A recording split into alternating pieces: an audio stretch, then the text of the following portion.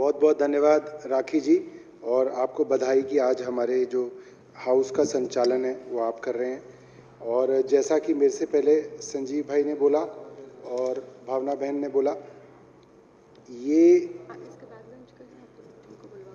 जो केंद्र सरकार आज कानून लेके आई है, लोकसभा के अंदर केंद्रीय गृह राज्य मंत्री ने और केंद्रीय गृह मंत्री ने ये बिल जो लोकसभा में रखा है, ये मुझे लगता है कि काफ़ी पीछे ले जाने वाला कानून है। और हमसे ज़्यादा ये हमारे भाजपा के मित्रों के लिए दुख की बात है, क्योंकि रामवीर विदुड़ी जी जिस तरह से हाउस के अंदर काम कर रहे हैं, विजेंद्र गुप्ता जी कर रहे हैं, बाकी 6 और भाजपा के साथी कर रहे हैं, ये मन में कहीं ना कहीं ये उम्मीद लगा के काम कर रहे होंगे कि 2025 में जब दिल्ली के अंदर चुनाव होगा, इनके कामों से प्रभावित होके, मोदी जी के कामों से प्रभावित होके दिल्ली की जनता इन्हें मौका देगी, ये सोचते होंगे। और इनके मन में ये होगा कि 5 साल बाद जनता इन्हें यहां बैठने का मौका देगी। मगर मोदी जी ने इस कानून को लाके देश की संसद में इस बात को स्थापित कर दिया कि मोदी जी को, अमित शाह जी को पूर्ण विश्वास है कि अरविंद केजरीवाल और आम आदमी पार्टी की सरकार दिल्ली से कहीं नहीं जाने वाली, ये लोग वहीं बैठेंगे। थोड़ा सा भी इनके ऊपर भरोसा होता, इनकी कैपेसिटी पे, इनकी कैपेबिलिटी पे, इनकी क्षमता पे भरोसा होता, तो वो कहते 2025 तक रुक जाओ, रामवीर विदुड़ी जी मेहनत कर रहे हैं, विजेंद्र जी लगे हुए हैं, अगली बार वो मुख्यमंत्री बनेंगे, क्या दिक्कत है, एमसीडी बढ़िया चलाएंगे। मगर जब केंद्र सरकार ऐसा कानून ले आई जिसके अंदर सारी की सारी एमसीडी को समेट के केंद्र के अंदर ले गए, इसका मतलब ये है मोदी जी को, क्योंकि देखो मोदी जी साधारण आदमी नहीं है, सही बता रहा हूं, ऐसा मत बोलो। मैं गुजरात गया, एक भाजपाई से बात हो रही थी, मैं थोड़ी देर में समझ गया भाजपाई है। फिर मैंने बोला यहां पे लोग कोस बहुत रहे हैं नरेंद्र जी को, मोदी जी को काफी उल्टा सीधा बोल रहे हैं। मैं तो सोच रहा था गुजरात में इनकी बड़ी चलती होगी। तो देखो आप भाजपाई को सोचो, भाजपाई आदमी सोचता कैसे है। कहता भाई साहब आपके घर में बुरा हो जाता है तो आप किसको कोसते हो, भगवान को? मोदी जी भगवान है इसलिए कोस रहे हैं। मैंने कहा जय हो भाई, तुम्हारा कुछ नहीं हो सकता। तो आप सोचिए कि उनके दिमाग का ऐसा ऑपरेशन कर रखा है कि अगर वो बुरा भी करेगा तो वे कहेंगे कि ये तो आपके साथ बुरा होगा, आप भगवान को कोसोगे, ओहो भगवान ही हमारे साथ क्या किया। सही में आपको क्या लग रहा है? सही में बता रहा हूं। मैंने कहा कि ये तो कमाल हो गया। मतलब अब आप ये शक कर रहे हैं, कंफर्म। तो अब मोदी जी जैसे विश्व विजेता और जो हर चीज के ऊपर मुझे लगता है बड़े बड़े मसले सुलझाते हैं, अभी रशिया का और दूसरे यूक्रेन का मसला सुलझा रहे थे। मतलब मुझे दिल में इतना दुख हुआ कि अगर अब मेरे पड़ोस में झाड़ू नहीं लगेगी, मोदी जी वहां रशिया और यूक्रेन की बातचीत करा रहे होंगे, कोई फोन करके कहेगा भाई साहब हमारे मोहल्ले में झाड़ू नहीं लगी, क्योंकि सीधा उन्होंने अपने अंडर ले लिया। मतलब भाई साहब सोचो, मतलब हम तो यहाँ पे पुतिन को और पता नहीं चीन को आंखें दिखा रहे हैं, ये कह के जी हमारे मोदी जी हैं, सारे मसले वो सुलझाएंगे। और अब कूड़ा नहीं डलेगा, काउंसलर जो है छज्जे नापेगा, एमसीडी भेजेगा उसके यहाँ है। अच्छा, काउंसलरों का काम भी, मतलब एक ले दे के बेचारे वो काम करते थे, छज्जे वज्जे नापते हुए घूमते थे, कहीं पे जेसीबी भेजते थे, कुछ करते थे, वो काम भी मोदी जी ने उनसे ले लिया। अब अभी देश कैसे चलेगा? और देश नहीं, ये संसार कैसे चलेगा? आप ये सोचो, ब्रह्मांड कैसे चलेगा प्रभु अगर एमसीडी में बिजी हो जाएंगे? तो ये काफी दुख की बात है। और जो रिफॉर्म्स की बात हम लोग कर रहे थे कि रिफॉर्म आने वाले हैं, रिफॉर्म तो कोई है ही नहीं इसके अंदर। एक समस्या एमसीडी की हमेशा से रही है कि इनके पास पैसे नहीं है, इनके पास पैसे नहीं है, ये हमेशा कोसते रहते हैं हमारे पास पैसा नहीं, हमारे पास पैसा नहीं।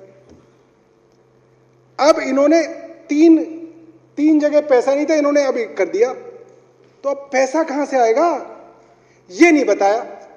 और सोमनाथ जी, ये सबसे ज्यादा अन्याय हमसे हमारे साथ किया इन्होंने। थोड़ा बहुत पैसा मेरे मदनलाल जी, सोमनाथ भाई जो दक्षिण दिल्ली के विधायक हैं, आतिशी जी बैठी हैं, ये हमारे साथ ज्यादा अन्याय किया इन्होंने। प्रवीण भाई भी बैठे हैं। जितना थोड़ा बहुत रेवेन्यू आता था वो दक्षिण दिल्ली नगर निगम के अंदर आता था, क्योंकि वहां पे साउथ में तहीराम जी भी हैं, हम लोग रखवाली भी करते थे, और हमारे यहाँ बड़ी बड़ी कॉलोनियां, वहां से प्रॉपर्टी टैक्स वगैरह आता था। अब ये कह रहे हैं कि जो साउथ की एमसीडी का पैसा है वो बांट देंगे हम ईस्ट और नॉर्थ के अंदर, तो पैसे की जो है वो जो कमी है वो हल हो जाएगी। कैसे हल हो जाएगी? मतलब बचा कुछ है, जो साउथ में थोड़ा बहुत अच्छा काम होता था आप उसको भी नहीं करोगे।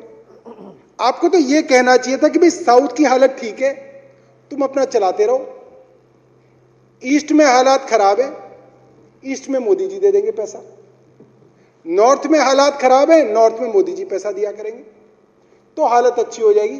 पैसे के बारे में तो जिक्र ही नहीं है उस पूरे के पूरे बिल में।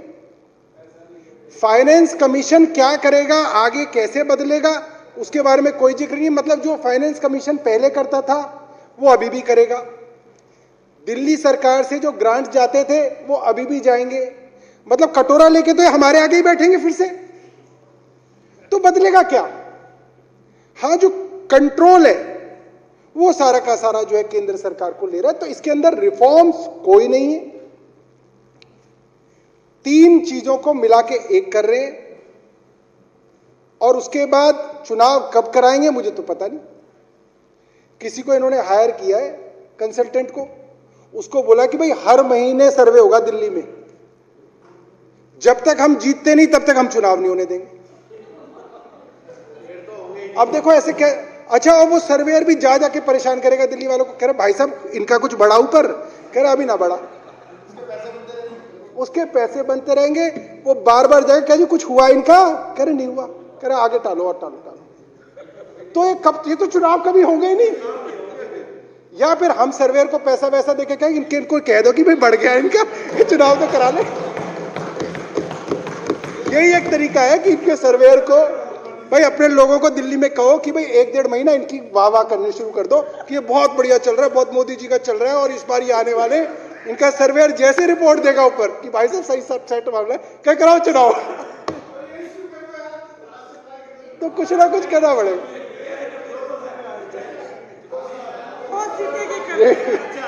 और भाई साहब मैं अच्छा एक बात बताऊं, एक बात बताऊं, पहले तो देखो, पहले वो सिरसा जी विरसा जी थे, वो गड़बड़ते हो कपिल वपिल, अब आप लोग ठीक आदमी हो मोर और लेस। मैं सच बता रहा हूं, दिल से बता रहा हूं, इससे भाई साहब आपका नुकसान ज्यादा होगा, और मैं बता रहा हूं क्यों होगा।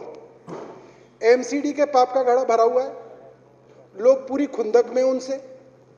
अच्छा, आप जितनी देर तक उन्हें वोट देने का मौका नहीं दोगे उनकी खुंदक और बढ़ती जाएगी। 2014 में भी यही हुआ था। 2014 में 14 फरवरी को हमारी सरकार गिर गई, आपका सर्वे खराब था, आपने बोला बाद में चुनाव कराएंगे। 1 महीना, 2 महीना, 6 महीना, 8 महीना, फिर दिनेश मोनिया जी से भी मुलाकात हुई थी, शेर सिंह डागर जी की। कहां गए दिनेश भाई? वो टीवी पे चला था। शेर सिंह डागर है हमारे यहाँ, शाहपुर जेट से ही है, वो दिनेश मोनिया जी से मिले, 5 करोड़ की बात हुई। इनके पास भी गए, रंजू मिनाज गई इनके पास, इनसे बात की, ये चलता रहा, और सर्वे इनका खराब ही रहा। फिर जाके हम लोग सुप्रीम कोर्ट गए, सुप्रीम कोर्ट ने केंद्र को और चुनाव आयोग को आदेश दिया कि भाई आप चुनाव कराओ, और 2015 में चुनाव हुए। हमारा ग्राफ जो 28 सीट पे था वो बढ़ के भाई साहब 1 साल में 67 पे हो गया। तो आप इस उम्मीद में मत रहो कि लोग अपना मन बदलते हैं, लोग ना और ज्यादा ना भर जाते हैं, लोग कहते हैं अच्छा इनको बताएंगे। अब आपका नुकसान कैसे होगा भाई साहब? अभी आप चुनाव नहीं होने दोगे, सर्वे आगे आएगा नहीं ठीक, और ये चुनाव आपके चुनाव के साथ होगा 2025 में। और आप सब भले मानुस हो, बढ़िया आदमी हो, उनके चक्कर में आप भी लपेटे जाओगे, यही होगा। ये तो आप भाइयों, आप सब बड़े भाई हो और भले आदमी हो, पक्की बात है। ये मैं चुनाव इसके बाद भी कहूँगा, बढ़िया आदमी हो, अच्छे हो, अच्छी चर्चा चल रही है, मगर इनके चक्कर में आप लोगों का नुकसान होगा, ये गड़बड़ है। बहुत बहुत धन्यवाद।